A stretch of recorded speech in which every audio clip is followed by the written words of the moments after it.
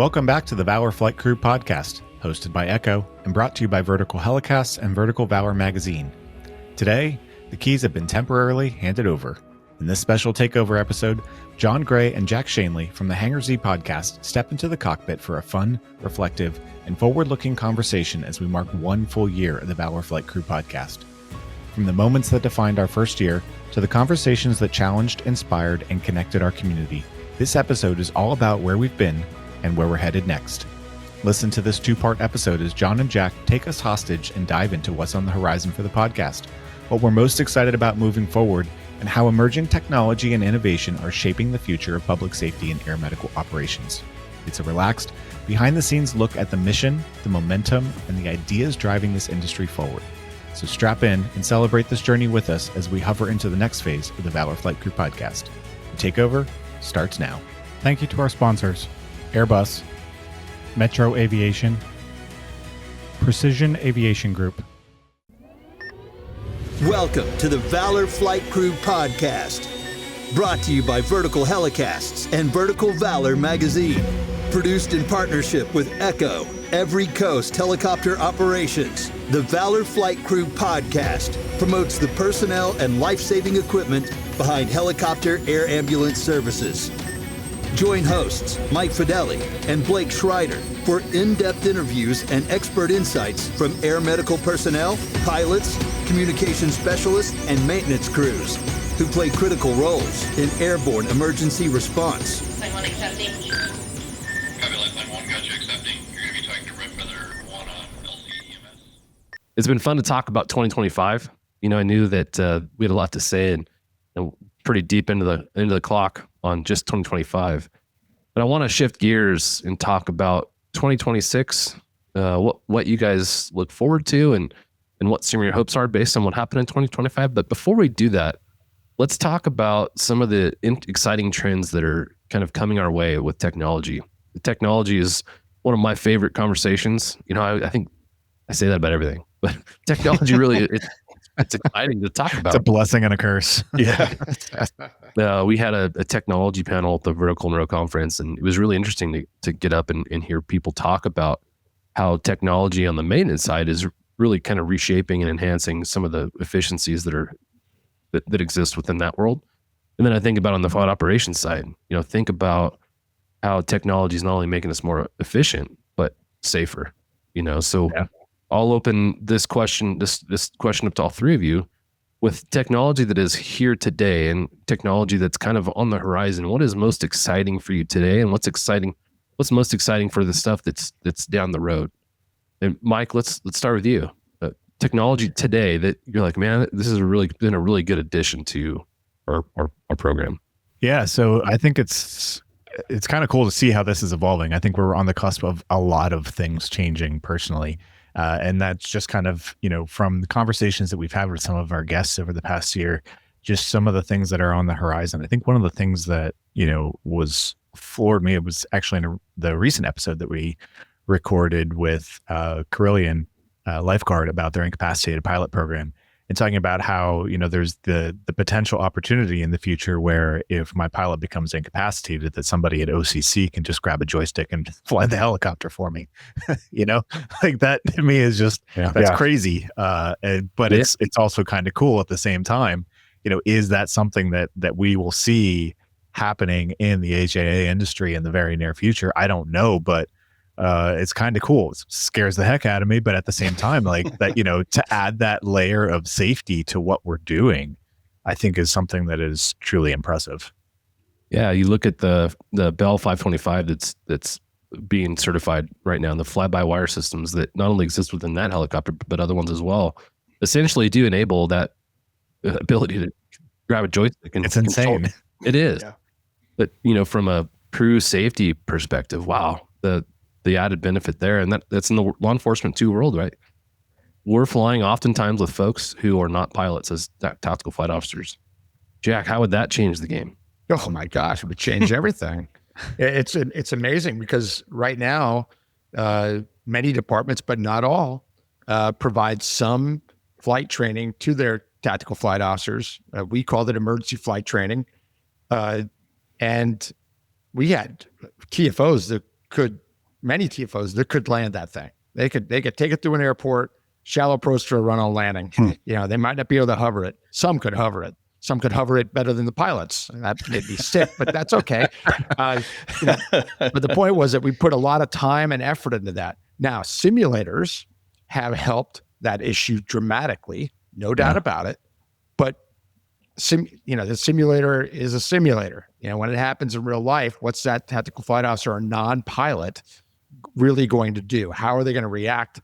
So the fact that you could possibly have a pilot take the controls from a remote location and get to a location and land it, my goodness, who would have even thought that was possible, 20 years ago?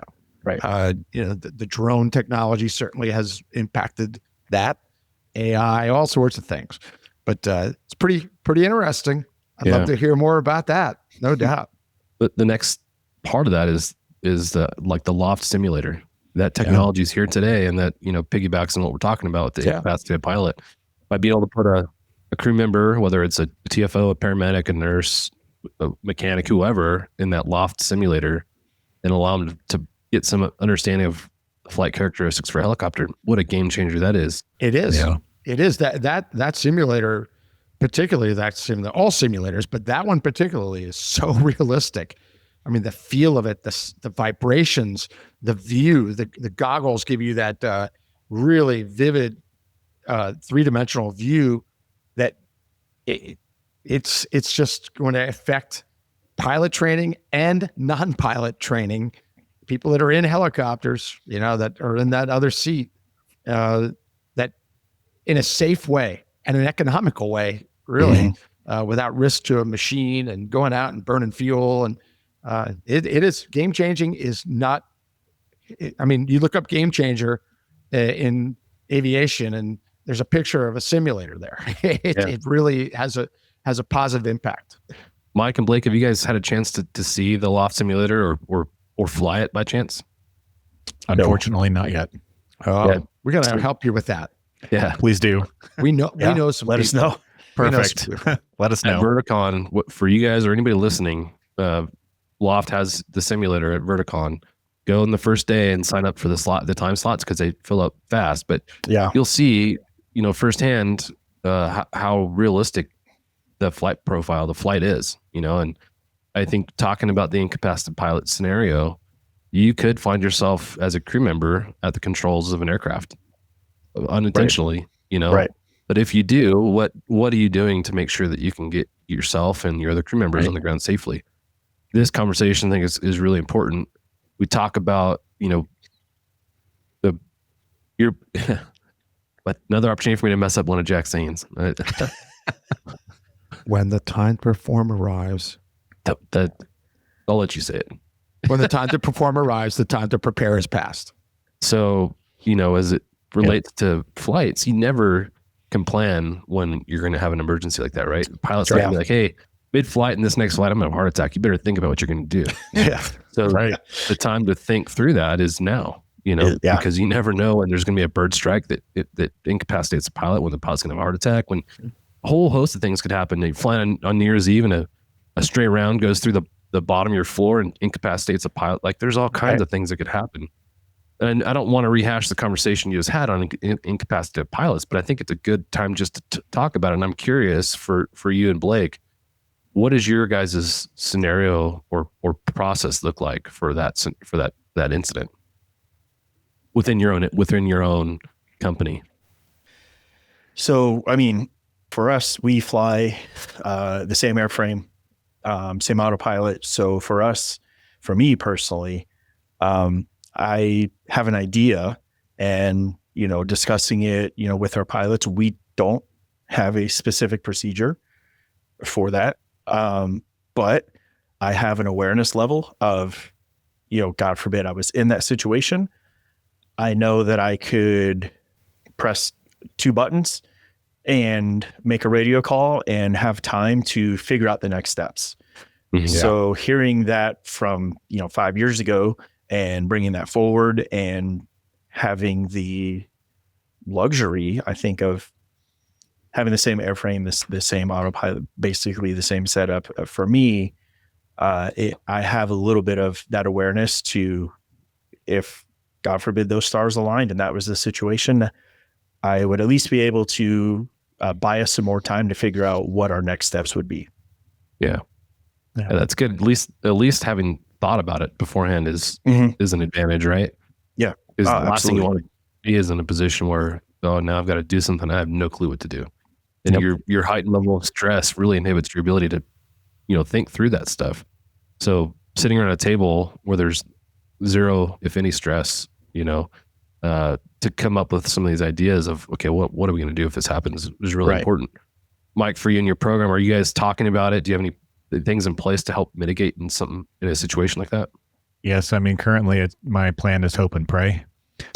Because You're not alone. So we are revisiting the conversation because I think there's still a lot of people that are very much on both sides of the fence with this particular scenario, and that there are certain risks that we accept working in this industry, and that if that day comes, then you have to be okay with the fact that that's your day. But I think that there are certainly enough people on the opposite side are saying, no, I'm going to do everything in my power to, resist that moment and help and figure out what we can do next. So we are revisiting conversations. I don't know what that's going to come to. There are procedures that are built for our aircraft already. So it'd be a matter of what our agency does end up deciding as far as what the process, may or may not be. Yeah. So TBD, but I do know, there are most of the pilots that I've ever flown with have always been about educating the medical crew about what's going on up front. And so I feel as though I do have a very good understanding of a lot of the things that are happening. Would I be able to do that today, right now? Absolutely not. But I certainly hope to learn that, in the future and be able to at least stabilize things and figure out what a game plan can be from there. I will add one thing, two things. One is, don't wait for those listening that don't have a policy, procedure, or training. Don't wait for your department or your agency or your company to answer those questions. Talk to the pilots, talk to the, and say, hey, what if? Do the what ifs and see what happens. And I'll just end with this, that we've dealt with this on my old agency. We had the emergency flight training. We took it very seriously. And it's never been used, but the closest it's ever come to being used, kidney stone. I mean, kidney stone. That is incapacitating in and of itself. That is horrible. Right, it is. It is absolutely terrible. There you go. It sounds like you have some experience there. I mean, that's the closest they ever came. Not a heart attack, not a bullet, it was a kidney stone. And the pilot was able to get it on the deck. However, it was really close. And that TFO was ready to take that. And so I just throw that out there, that sometimes we think about the emergency flight training in this big event thing. Well, a kidney stone's a big event to the person that's having it. Yeah. But it sounds like a kidney stone. How would that affect you? Well, it almost did. So it doesn't have to be something more dramatic or catastrophic. Right. One of the early conversations we had in the Hangar Z podcast, we spoke to an old time Riverside PD pilot, and they were flying over some sort of an incident. I don't know if it was a SWAT incident or whatever, but he ended up taking a round through the foot.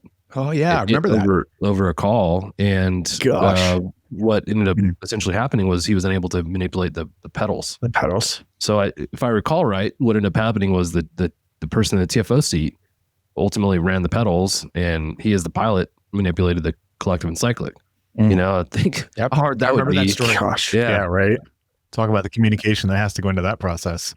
But it's one of those things like, hey, you got to do what you got to do to survive. So think through that. If you're listening, if you find yourself in that front left seat or front right seat, and you're not a pilot, if your pilot says, hey, my feet aren't working for whatever the reason is, I just got a bullet in my foot. Do you understand what pressure's required to manipulate those controls? So I tell you, if you're in an A-star, there's very little pressure required to manipulate those pedals because they're hydraulically assisted. Versus, let's say, an MD-500 where there's no hydraulic boost. It takes a lot more pressure to get that tail rotor to do what you want it to do. Yeah. So I think feeling that pressure shouldn't be the first time you feel that pressure. Shouldn't be when you're saving the day. you know? Yeah. that's where again going back to something like loft, understanding how much pressure is required to get everything done is really cool. So these are the kind of conversations I love in the podcast. They allow you to think through things and potentially start conversations, and hopefully it doesn't ever happen, but Murphy's Law states that it will, and hopefully somebody's thought through this and done something about it. So again, going back to the topic of technology, well, you know what, real quick, because this is going to come out before New Year's Eve, and at New Year's Eve, at least in Southern California, I'm sure this is worldwide, every drunk moron that has a gun seems to find their way outside at midnight and starts capping rounds off into the air. It's everywhere. I'm just curious for you guys, do you guys have a policy that relates to, flights in and around midnight over densely populated areas? We do not. Yeah. We don't. I think it's just we're based at an airport, and we are right in the middle of town where the airport is at.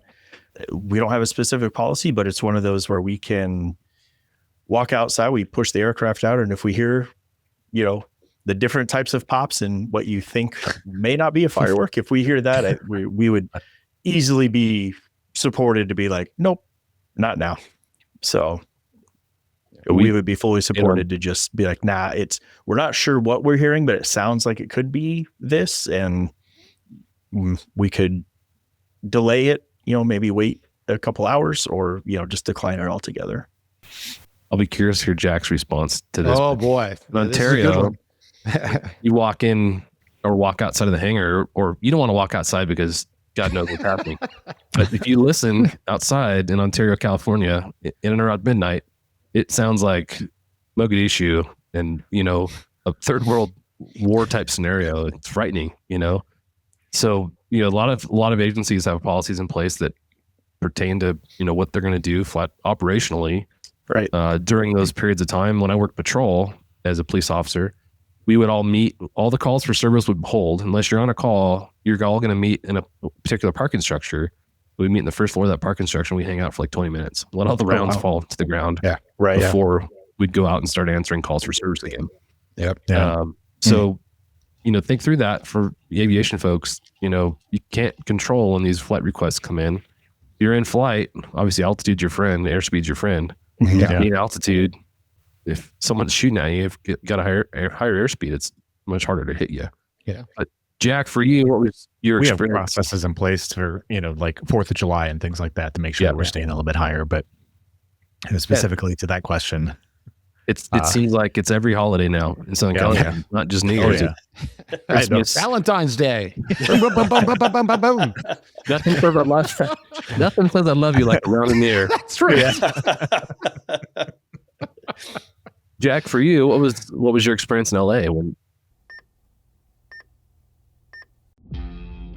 Thank you to our sponsor, Metro Aviation. Metro Aviation, the world's largest family-owned aeromedical operator, offers comprehensive aircraft services with 140 plus aircraft in over 25 states. The Completion Center installs medical and law enforcement kits and avionics, serving diverse aviation needs including offshore, utility, VIP, and corporate sectors. Oh my gosh. The 80s were incredibly crazy in patrol. There was a recording done on the rooftop of 77th Station in the mid 80s, and they actually made a public service commercial and played it. It sounded like a firefight in Vietnam.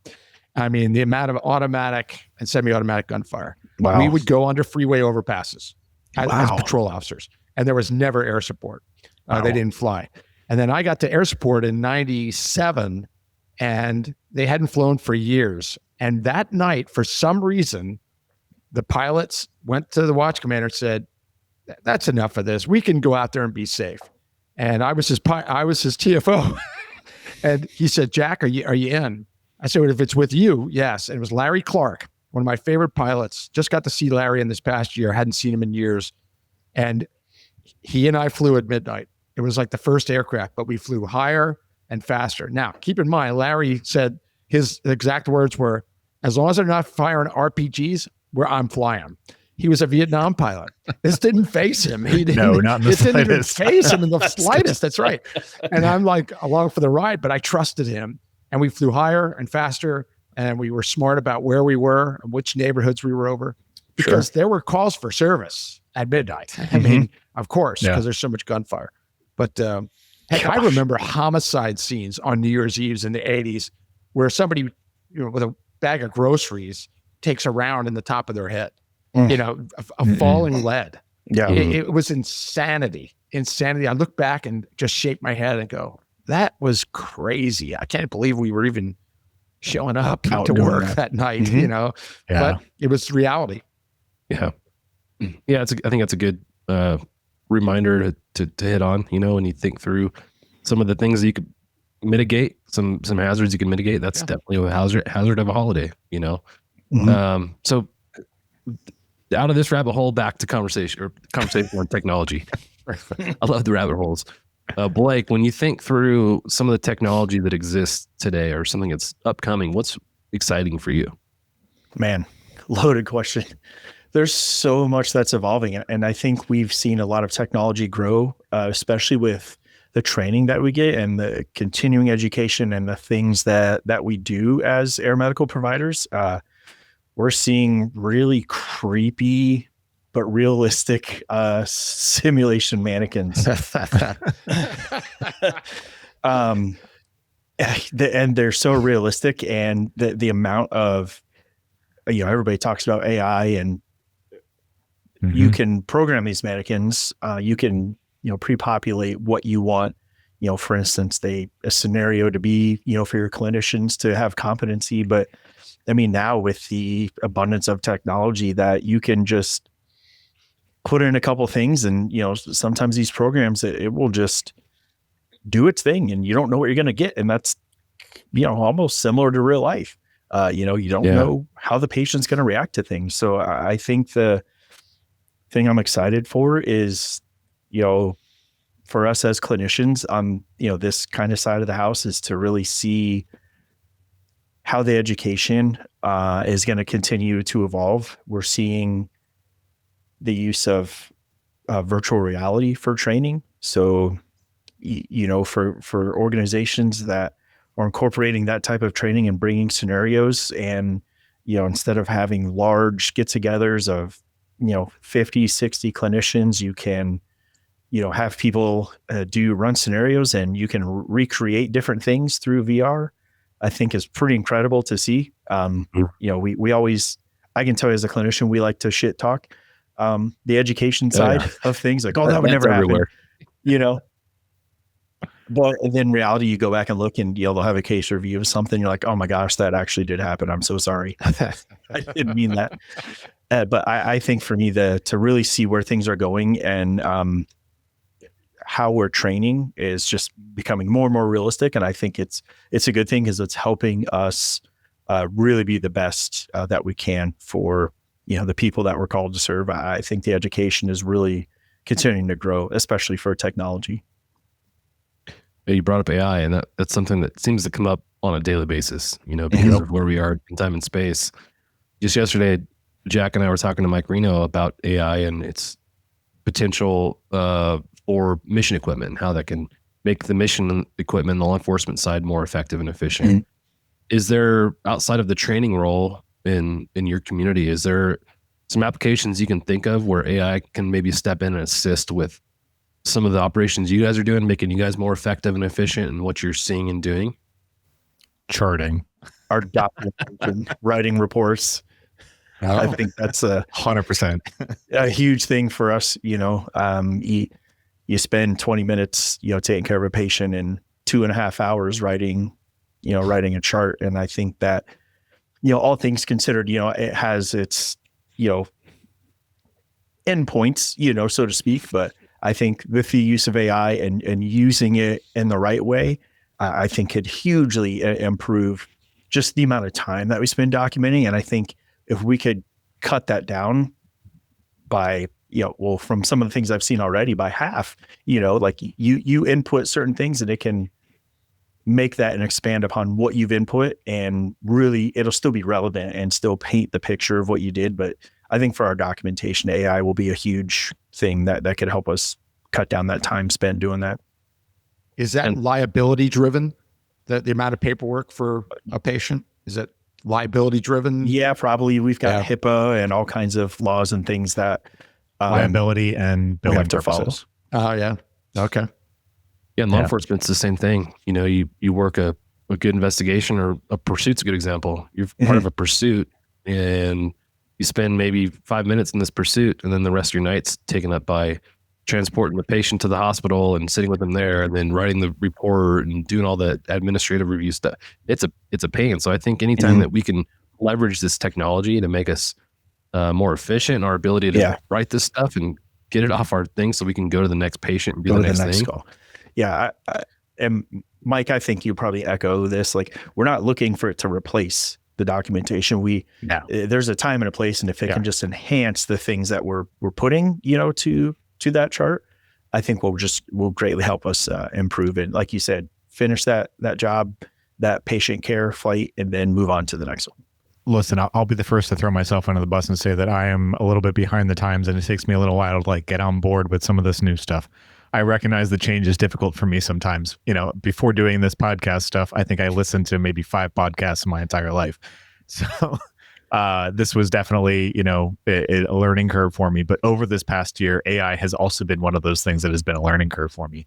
And I never thought that I would use AI, and it has helped me in so many ways in the past year that I have become a believer of what it can do for us. And I'm looking forward to seeing how that changes the industry, especially on the medical side of the house, because I think that there are a ton of applications that can be utilized that can improve our overall documentation, not just the time we have to spend on it, but the way that we document and the data collection that can occur from it, and how we can push the industry forward with those data points and the documentation that we're doing. So I'm excited to see where it goes. I think that it's something that's so cool.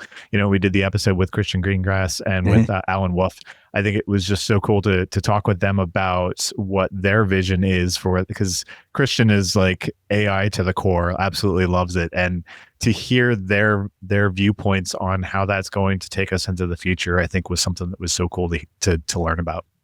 It's funny you say that, Mike, because I feel like there's a lot of people in our industry that aren't as technologically advanced as you'd think, being in aviation. And a helicopter today really is a flying computer system in my mind, Yeah. But it's pretty prevalent. I'm thinking about you're probably at home writing your outline for the podcast on a typewriter.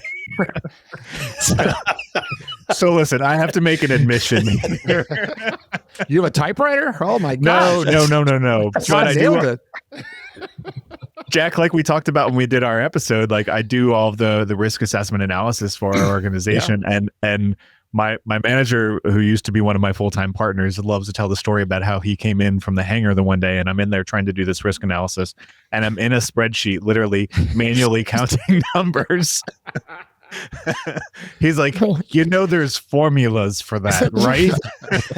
I'm like, yeah, but I have no idea how to do them. So it's I'm a little bit of a slow learner sometimes and take the difficult path. It's hard to adopt new technology. I think we get so accustomed to working with these certain things that it's really hard to take the time and effort to learn the next thing. Because it's an investment of time, right? I've got to invest an additional however many hours to figure out how to use this thing.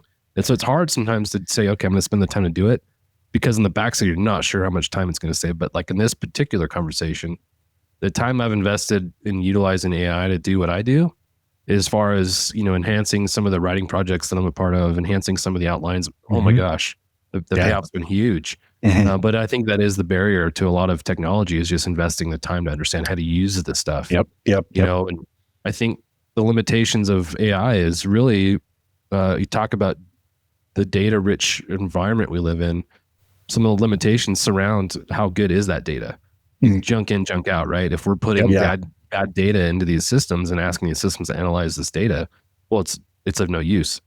But if we're inputting good data and coming up with good algorithms, essentially to learn and be able to write and predict things that we need, then that's great.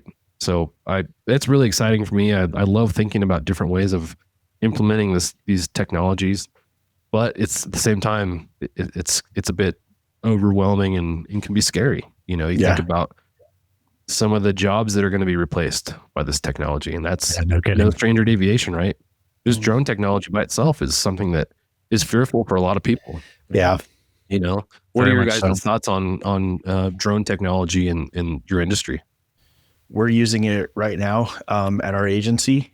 We've got 2 that, depending on the 911 call that comes in, if they're getting multiple calls like a significant wreck or a house fire, this drone can, where it's centrally located, can be overhead of a large scene in 2 minutes and already have a view, a bird's eye view. You know, there's been still working on in progress of some of the remote areas of our county to deploy a drone with AED, like anaphylaxis kits, you know, things to where it can still take, you know, even in the most well-intended areas, we do have some rural parts of the county that can take 8-10 minutes or more for that first set of help to get there. And they can now, based on the call taking, they can dispatch a drone with an AED, or, you know,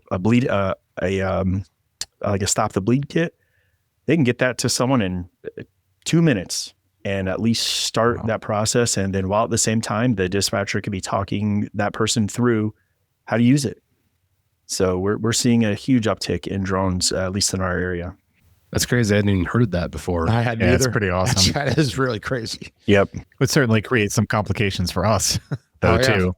You know? For sure. And that was something that was talked about, especially some of these large scale events, you know, like, vehicle accidents. And if it's far enough out, the drone can get there. The operator, you know, they'll know that a helicopter's inbound. They, you know, are only flying at, 300 feet. And then they'll land the drone or move it out of the area, you know, if we're coming in. But yeah, definitely something that was talked about, especially for, you know, the law enforcement and air medical industry responding. But, you know, it takes a village.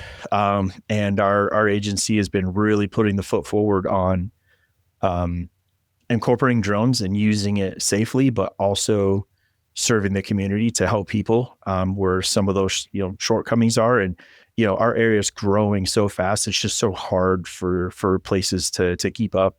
And this was one of the ways that they were finding to expand the help that we can bring to people. That's cool.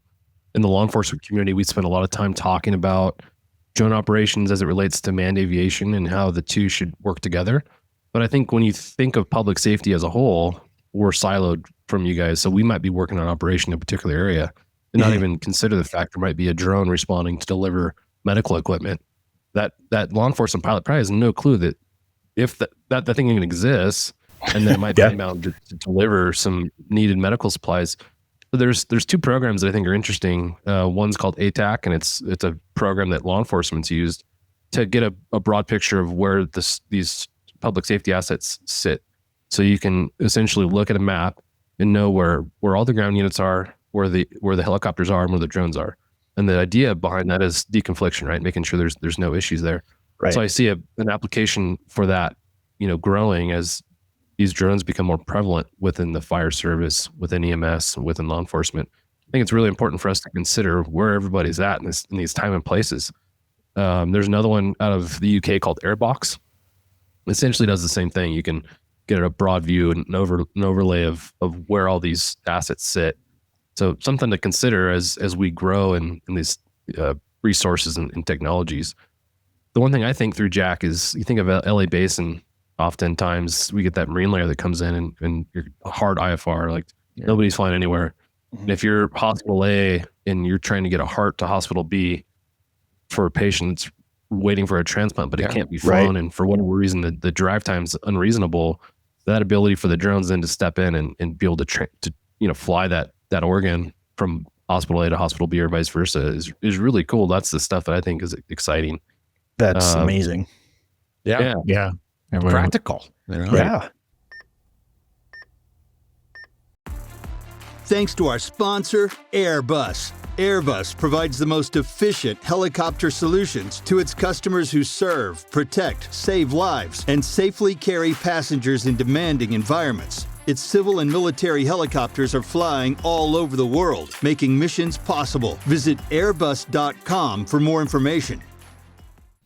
And I think it would be awesome to see that application in a lot more areas. But then, we're going to get to the point where literally we just have drones everywhere. But which is going to make our lives in this job much more. Yeah, exactly. It's exactly going to be the Jetsons. But I think at the same time, a big part of this, like, and then maybe this is my old stubborn ways, but also scares the heck out of me too. Mm-hmm. Like, I don't know that I didn't want to be the first one to get into a drone as a medical provider that doesn't have a that doesn't have a pilot sitting up front. I don't know that I want to be the first person to do that. Just like I don't want to be the first person to buy a new make or model of a car.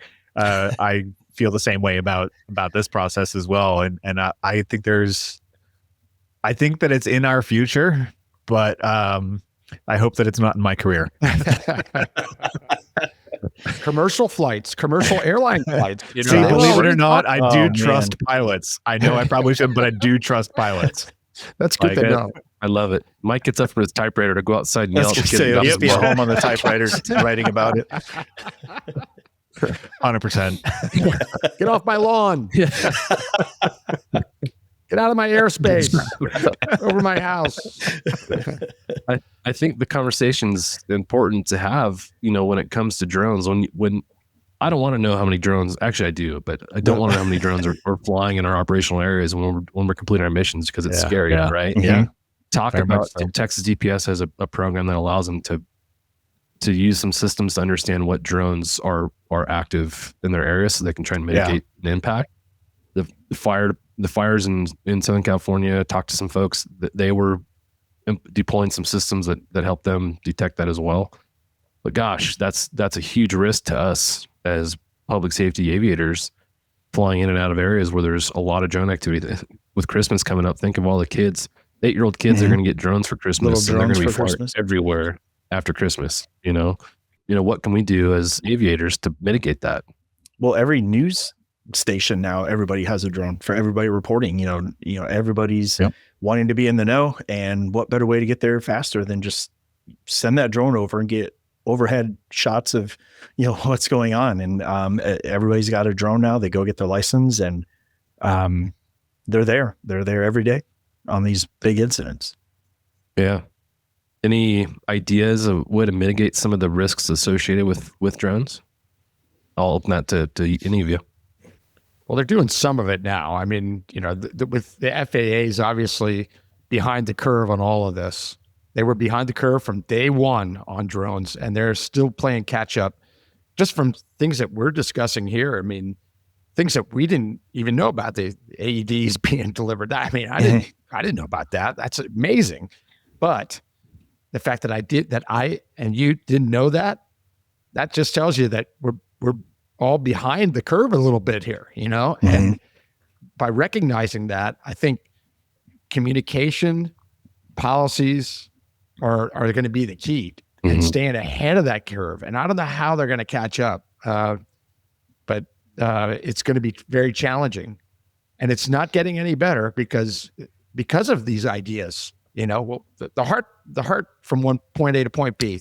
Yeah, that's amazing. And has that been considered? Are they actually doing it? Maybe there's someplace that's already doing that. Right. Does everybody know that they're doing that? So communication, education, and policies are going to be a big key in all of that. Blake or Mike, any insight or thoughts there? No, I think that's going to be a challenge, because there's so many we've gotten to this point where there's so many things that are unsanctioned, right? So, anybody can go get a drone. I can go to my Costco and go get a drone. I can go to Best Buy and get a drone. Yep. There's so many unregulated factors that go along with it, that I think the identification of these, I mean, we recently had an issue where we had to delay our arrival into an LZ because there was a port of drone in the area. Mm-hmm. And, that's a delay of us getting to provide patient care. That's an issue. But I don't know how to rectify that problem. I don't know how we fix it. Because I feel like there's so many factors that go into it. And once again, I think the biggest piece of it is we're dealing with people's common sense in some of these situations. Or lack thereof. Or lack thereof. Right. Not there so we go. common sense. Yeah, exactly. And so I think that it is going to be a significant challenge, but I also think it's one that we need to start figuring out quickly. I think with technology, you can order a drone and have it delivered by drone. To me, is insane. That's something. But with an AED too, right? In case Yeah, you're having exactly. issues, right? Yeah, exactly. Just in case. But to also have the technology in the aircraft, to detect if there's something in the area, if the technology exists, it's so advanced, we should also have the advanced technology to detect the advanced technology, if that almost makes sense. Mm-hmm. But no, that's the TCAS, things for aircraft to make them safer, maybe something along those lines to make sure becomes a standard in this industry across the board. Yeah, I don't know. When you think about TCAS in it tells you there's traffic 2:00 and gives you a distance sometimes, and you're straining to try and figure out where that's at. That's a big aircraft, helicopter, whatever. Yeah. Little drones. Gosh, Yeah, how hard is it to see that? Yeah. I might tell me where it is, but hell, am I going to see it? Probably right. not. That's right. One last factor that's going to be an element of this is going to be enforcement too. Mm-hmm. I relate it to laser strikes. Laser strikes are a huge problem in aviation, period. And the studies that have shown that in the places that you enforce heavily on that, and there are arrests made, and they are publicized heavily, yes, the laser strikes go down.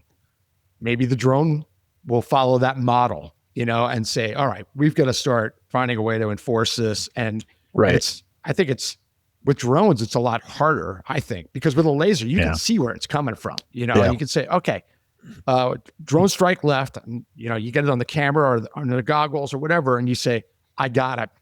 I got a backyard. With the drone, you see the drone, it's a near miss, and you go, where's that being flown from? Oh, I don't know. Where you go? It's not like it has a string attached, it's not like there's a laser. Yeah. So it'll be more challenging, but making an example out of the ones that you do catch and publicizing it and showing that, it's a felony, that's going to be an element in all this to get it under control. Yeah. I think during the LA wildfires, you had that fixed wing super scooper that was impacted by a drone in the wing.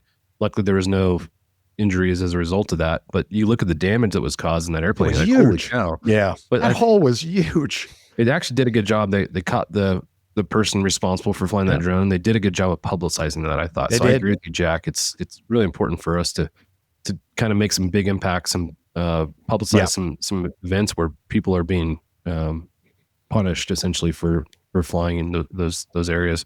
Yeah. The last thing I'll say on this is just the one thing I think of. I think of bird strikes. We talk about wearing your visor down. A lot of TFOs that I know still don't wear their visor down, and that's just with bird strikes. And I don't think that a visor's, it may not save your life if you've got a drone coming through your windscreen, but it's not going to hurt. It's only going to improve your chances of survival. Yeah. The next part to that, I think, is the impact resistant windscreens. A lot of agencies are investing money in those windscreens. I think that's smart. Yeah. For birds, for drones, for all those things. It's a big issue. You see the pictures and videos of bird strikes in the interior of the aircraft. Maybe we just need a universal blocking signal that goes out and it makes all the drones land when we come close to it. There you go. Come up with that. I'm sure you can make some millions. All right. Well, I guess the last question I'll ask, and it'll go to Jack, is from your perspective, technology that you're excited to kind of see come to fruition, or something that is already existing that's new on the technological spectrum. Well, it's not new, but it evolves where it feels new, and that's the mapping systems. Every year something gets added to that. And I come from an era where I learned on a Thomas Guide map book, so it's extra extraordinary to me. People that have grown up where they got to air support and the mapping system was already there, they're like, yeah, whatever, But to someone who didn't have that for a good chunk of time, that's incredible to me where that's gone. But I will add one more element to that that's really impressive, and it's the integration of MAT, camera, light, all the integration, and now radios are coming into play where it integrate. I mean, that just is amazing to me that it's all being integrated together. And it just makes the job much easier in many ways. You're much more efficient. You can spend time on the things that you need to spend time on, which are much more important, you know, chasing that bad guy, working on that patient, whatever it is, you know, as opposed to navigate or opposed to, you know, putting the night sun and the camera. You want them together for some reason, and you just flip a switch. So I think the integration has really impressed me recently. You always talk about how we're reading each other's minds. That was exactly what I was thinking. The camera systems, the mapping systems, integration of products. LifeSeeker, the Centum LifeSeeker is one that comes to mind. We saw that at I think it was at AppsCon. That was cool. Essentially, it's a search and rescue tool, and there's other applications for it too. But for this particular conversation, it's a search and rescue tool that if, Mike, you're out hiking, you've put your typewriter down, you're out hiking in the forest, and you get lost. We'll never put that down. and we're looking for you. We can use this tool to essentially isolate your phone. Yep. And give us an exact location of where you are. So we're not sending, ground-based search crews out to look for 3 days for you. We're not sending air assets out to look for you for 10 hours. We get a ping on your phone, and we can send a search and rescue ship to your location and locate you and recover you. Nice. That kind of stuff I think is really cool. Yeah. And is evolving and making our industry better all the way around. That was really cool. We talked to those people for a while, and Jon and I just stood there with our jaws dropped and went, why didn't we think of this? This is it's such a simple concept, but it works amazingly. So Mike, if you're up there at Mount Nittany or something, you better keep your phone with you because they'll find you. They will find you with your phone. But if you don't have your phone, you're screwed. We just talked about at one of our last training and services, our radios have the new runs that were coming out, have cellular. So you have better GPS of where each individual person is. So, God forbid you had an emergency, they can pinpoint exactly where you're at by your radio. And also too, it will integrate our dispatch, and all the CAD notes will go to your radio. So it has a whole touch screen on the back. So, I can tell you, this never happens to me, that I always remember the exact apartment number that I need to go to. And you get out and you're like, what was that apartment number? You're like, oh, I don't know. But now you have the ability to have all that information right on your radio. No one has to run back to the truck or be, hey guys, what was that? It's so cool that where this technology is going, that everything will be right on your radio. You can scan through it, clip through it. You can, see GPS locations of exactly where the call is coming from. So many things are coming down the line, and just in the radio device itself. Yeah. Those kinds of things are just so exciting. It's such a kind of a small thing, but ultimately it makes our life, our ability to do our job effectively so much better, It really does. Thanks for talking through technology that we could spend hours talking about. I love that conversation. What I want to do is wrap up by talking about 2026 and some of the goals you guys have. As a podcast, some of the conversations you look forward to, some of the things that you look to pursue. Let's just start with, what as 26 starts to take shape, as we're in the last, phase of 25, focusing on 26. What does that look like from this perspective for you guys as a podcast? So I think from my perspective, I think it's about continuing to engage with our listeners and listening to the kind of things that they want to hear. I am looking forward to having more discussions surrounding mental health and safety. I think that those have been extremely impactful ones, and continuing to raise awareness about those topics. I think that everyone needs to have a voice in those regards. And so I love being able to talk with people in the industry about those. I think also, we've had from another podcast I'd like to see coming to fruition is we've talked with Steve Solis from Bell. We were able to sit down with Leonardo Helicopters and talk with Sam and Mike. I'd love to be able to sit down and have a conversation with Airbus as well and kind of get their perspective on some of the things within the industry and what they're doing to work forward with that. I'd love to, also have some more of those highlight conversations, I think. those have really been really cool to hear about, because they're things that I could never even imagine or come up with in my system, not necessarily my agency, but in my system, just in Pennsylvania. Like, that's just not something that would come to fruition. To hear how somebody else is doing that in another part of the globe is awesome. Yeah, the best practice stuff I think is great. You know, for me and my agency, we're small. You know, we had 3 helicopters, and there's 14 of us in the hangar. And if as one little silo, it's really hard to kind of figure out best practice. But by hearing all the other agencies and how they're doing stuff, I love that concept. So that's really cool. The safety stuff is critically important. Being able to tie in the Echo safety side into that safety conversation is really cool. And that's where I love having the resources associated with Echo as a conference, as an organization, to feed into the podcast, so that, you know, you could tap into all those SMEs, whether it's on the safety side, the mental health side through Echo Fast, or the leadership side through the Future Leaders Program. That's something that is really intriguing to me, is that leadership program. Can you guys touch on that just briefly, talk about what that is and what you're hoping to do through that?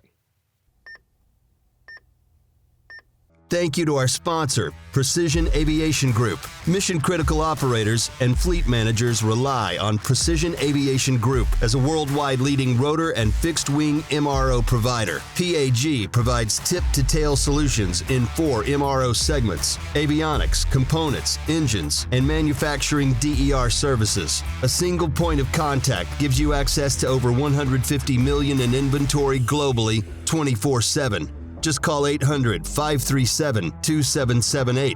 Precision Aviation Group. Others sell parts. We sell support. I went through that class this past year, and it culminated at the conference in 2025. I learned a lot of things just about myself, on, again, things I thought I knew and things like, it really helped to just have the whole group of everybody come together and really understand what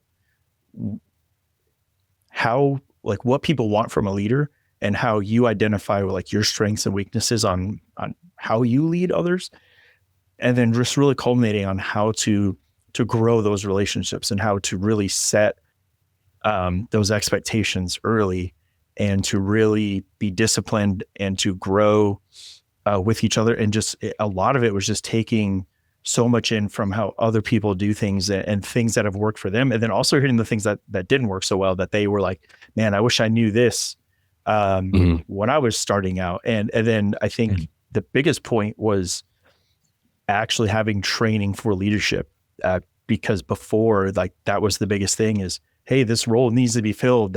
You've been here for a few years, you got this? And you're like, I don't know. Luck. Yeah, I'll try it, you know? So that was a huge thing that I learned, and just really having some structure to how to be a good leader, and hearing from the people that have been doing this for a while, that have developed a lot of strategy for being a good leader. That was a huge thing, and I'm really excited. Mike and I, we were just talking the other day with Cohen and Hamilton and Christian. We sent an email about trying to get them together to really hear what that's going to look like going forward. This year, they were like, yeah, we just kind of threw it together. I thought it was really well put together, and there's a really lot of good thought that went into it. And I'm excited to see how that's going to grow for the next year and for people moving forward.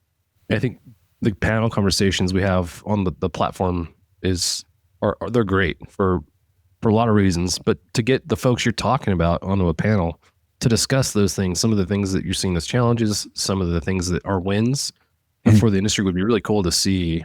When you think through the panel style of conversations, are there other panels that kind of come to mind as ones you'd like to have in 2026? I think for sure, for me, a mental health panel. I think that's, we need to continue to have a voice in that realm. I think that we need to push each other forward to make sure that we're taking care of each other and recognizing the signs in someone who may not be at a good spot. We need to change something in the industry. There's no reason that for people who see as much trauma as we do on a daily basis to not have trauma of our own. And I think everyone can relate to that. And I think that we need to have a stronger voice and a stronger awareness and a stronger support system out there. Yeah, 100% agree with that. When you think through folks that you're like, man, I really wish I could have this person on the podcast. for whatever the reason is, maybe it's Joe Rogan, maybe it's, whoever, there's somebody to be like, I really want to have this person on the podcast in 2026 or beyond. Jack, I'll while they're thinking, I'll go to you because I know there's a lot of folks that we talk about like, oh, it'd be really cool. Well, for you. I don't want to tip our hand because I'm working on a couple of them right now, but there's a lot. And the way I think of it is that would be really a particular guest would be really impactful for a certain audience, and or really be entertaining or really be informative. It comes in different categories. So there's a wide variety. I just mentioned a name to you the other day that everybody knows, and I'm working on it. And I'm pretty confident we're going to get it. And I'm not going to say it because I don't want to jinx it. I can tell you, there's one that I've been working on that doesn't look like it's going to happen. So I will mention it. I was trying to get Kent McCord. Kent McCord's an actor. He's from Adam 12. And I really thought that was going to happen, and it fizzled. It fizzled at the last minute. But that would have been really cool because as an actor, he particularly, him and Martin Milner, impacted tens of thousands of people to get into law enforcement. There is no doubt about that. They know that. So again, I'm trying to think of people that people recognize and go, wow, I want to listen to them, And, I talked to Joe Rogan the other day, and he's in. He's in. As a matter of fact, he said he wants to do all 5 podcasts. So I heard Perfect. Fantastic. He's going to come on with Sean Ryan. Joe Rogan. Yeah, him and Sean together. Yeah. Sean Ryan and Joe Rogan are going to come on together. And I think for me, and this is probably an unpopular opinion, something that Jack knows I'm interested in is money and finance and investing. And I think most people's eyes glaze over when they hear the word investing. Yes. So to have somebody on our podcast to talk about financial literacy and wellness is something I really want to do, because I've seen firsthand many folks in law enforcement make really bad decisions that ultimately ended up costing them their marriage, a couple times a career, and their wellness in retirement. I'd really like to bring someone on. Dave Ramsey is the top of the list to come on. When's Dave coming on, John? Well, we'll see. That would be fantastic. To have someone come on who can speak to our community in a way that's entertaining and engaging, because the entertaining part, it usually doesn't exist when it comes to money. Like I said, most people glaze over, but everybody, it seems, struggles with that because it's not taught in the school system at all. You're just kind of thrown to the wolves and like, hey, go figure this out, So I'd really like to bring some knowledge to our community and some understanding of financial literacy to help our community in that way. It's just, I know it's such a hard topic to master and talk about in a way that people won't just turn off. So that's mine. For you guys, what comes to mind? I don't know. I feel like I've already reached the epitome here, being on a podcast with both you and Jack at the same time. I don't know where I can go from here. There's a long way up, Mike. Yeah, you got a lot. Just look up and man, this is about as good as it gets. This is it right here. This is a culmination. You're too kind. You guys are you're kicking the can down the road. What you're doing? Slightly. Jack, officers, we know a lie when we hear one. I don't know. I feel like it's such a tough question, though. It is. And I think that we're still kind of in the infancy stages of this, that we're still gaining some street cred. So it's tougher to get maybe some of those thankfully the relationship with you guys and with MHM has certainly helped a lot of that process along the way. But there's also so many just kind of down to earth stories that I think are so great to bring on into our audience. And it's literally on a daily basis, or a weekly basis where I'm like, oh man, that is something that I would really love to have on the podcast, or that would make a great discussion on the podcast. So I don't know. The ideas are overflowing. To pick one right now is, I think, a significant challenge for me. So I'm going to double down and put you on the hot seat. This is a hot seat style question. Who's the one celebrity that you'd want on the podcast to interview? It can't be Taylor Swift. Why would it be? It's the top of his playlist.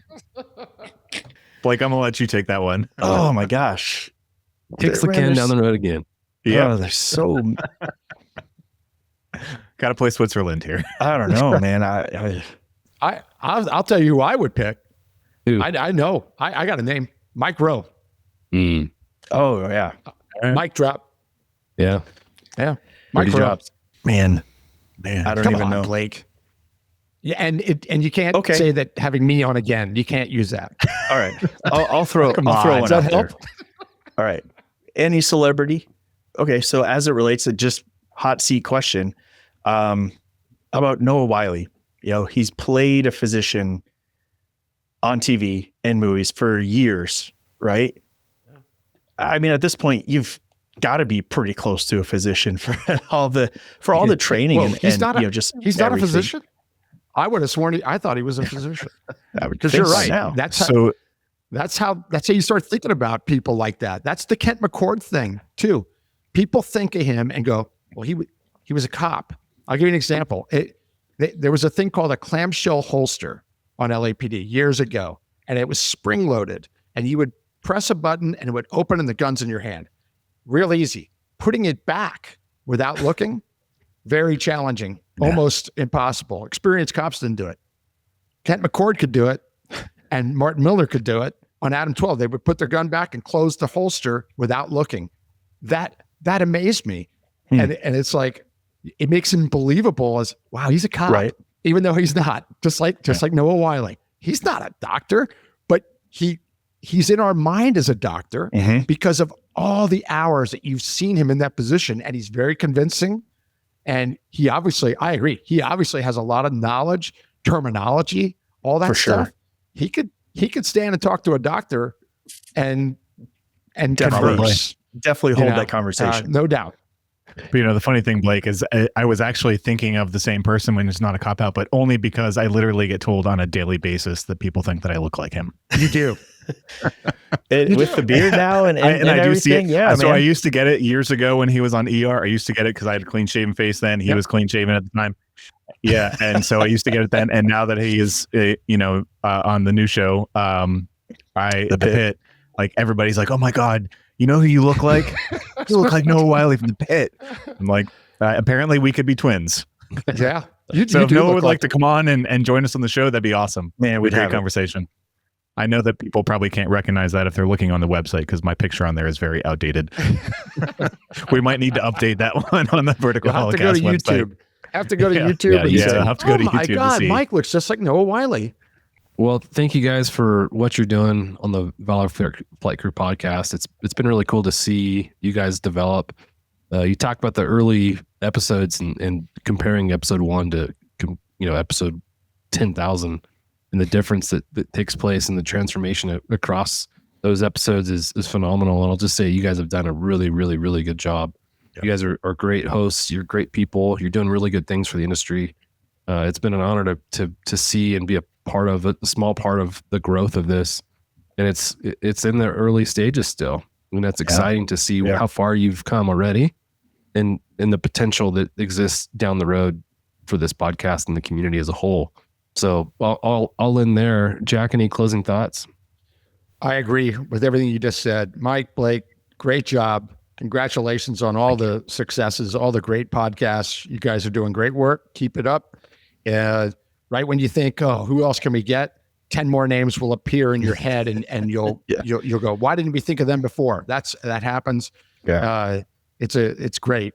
Just you're doing great things for the community. And we got to see that in Echo from the response that the two of you got and the things that were told, where people came up to us and said, wow, we really think Mike and Blake are doing such a good job. And it was really pretty cool to see that, in an element that we aren't normally in. So keep it up. Yeah. I won't forget MHM sent up a box of Valor Flight Crew podcast patches. Yeah. I think they were on our table for all of about 3 minutes. Yes. Yeah. They disappeared. Yeah. They're like They did disappear quickly. Coming up to the booth to grab those. So it's a testament to the impact you guys are having. For you guys, any last thoughts or closing thoughts on 25, what's to come in 26 or just anything in general? I just want to say thank you to you guys. This is for the kind words, but also the support. I mean, this would not be possible without the help from you guys from the MHM family. Our editor Rob is phenomenal. All of the team that goes into making this possible. It feels great to be part of that family now. I still have that imposter syndrome because I'm like, what are you talking about? Like you're enjoying listening to me on the radio. How does that even work? I don't like listening to myself. But no, it's been such an awesome experience and can't thank you guys enough. I think that, what the voice that we're having in the industry and how we're continuing to push this industry forward, I think it's only going to get bigger from here. And I can't wait to see where it goes in the future. And I'm so excited to be part of it and super excited to be, part of the MHM family and the Vertical Helicast family. It's just, it's been a great experience and thank you to all of you guys. Yeah, it's been cool. I couldn't have come across two better folks to lead the podcast. Yeah. So honored to walk alongside you guys, and it's a community. It takes a community to do the things we do, and you guys are a huge part of that. Blake, for you, any closing thoughts? Same thing. Just a huge thank you to you guys. I don't even know like where I would be if this hadn't, this opportunity hadn't, introduced itself. Just being able to talk about my internal voice of the things that I like say to myself and things I wish I could get out there, the thoughts that I have, to be able to know there's like-minded people struggle with the same things that I do, love the same things that I do. We all are in this together to make this industry better. And it's so nice to bridge those gaps and make those connections. And we couldn't do it without you guys. So Jon, Jack, everybody at MHM, the Vertical Valor magazine, everybody that's just helped us along. Yeah, this is just our first year. We're going to continue to grow. And we just want to give it back to you guys for whatever you want to hear, whatever you want to listen to. We want to give that to you. We are so grateful for your support, and we just want to, I'm so excited to see where 2026 is going to bring us. Yeah. If you have guest suggestions or topic suggestions, you can send it in to Mike and Blake. The reason why we're here is for you all. And we grow by hearing your feedback, your advice for improvement, suggestions that come from you all is critically important. So I'll just end by echoing what you said. Say echo, and every time we've said that in this podcast, it's that subliminal message for everyone to go to echo.